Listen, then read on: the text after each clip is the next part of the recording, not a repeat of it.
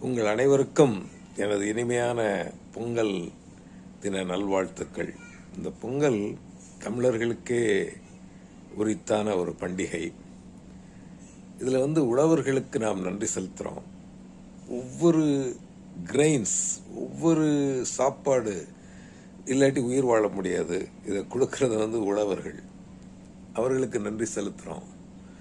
யாரெல்லாம் நம்மளை வாழ வைக்கிறாங்களோ அவங்களுக்கெல்லாம் நன்றி செலுத்துகிறோம். சூரிய பகவான், அவருக்கு நன்றி செலுத்துகிறோம்.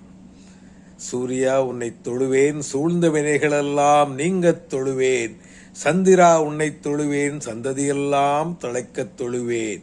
ஒத்திட்டேறி உலகத்தை வலம் வந்த சிவசூரிய நாராயண மூர்த்தியே நமஸ்காரம்.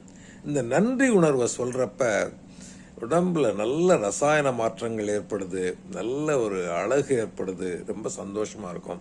எல்லாருக்கும் நன்றி. வீட்டில் இருக்கவங்களுக்கு நன்றி, நண்பர்களுக்கு நன்றி, சுற்றத்தார்களுக்கு நன்றி. நன்றி உணர்வை கொண்டு வர்றதுக்காக உள்ள ஒரு பண்டிகை.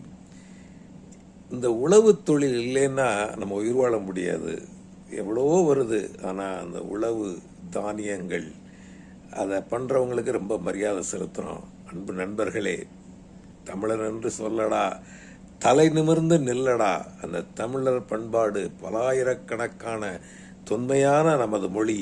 இதை நம்ம போற்றி புகழ வேண்டும். இந்த திருநாளை நாம் அனைவரும் கொண்டாட வேண்டும். உங்கள் அனைவருக்கும் மிகுந்த நலமான பொங்கல் தின நல்வாழ்த்துக்கள். நன்றி, நன்றி, நன்றி.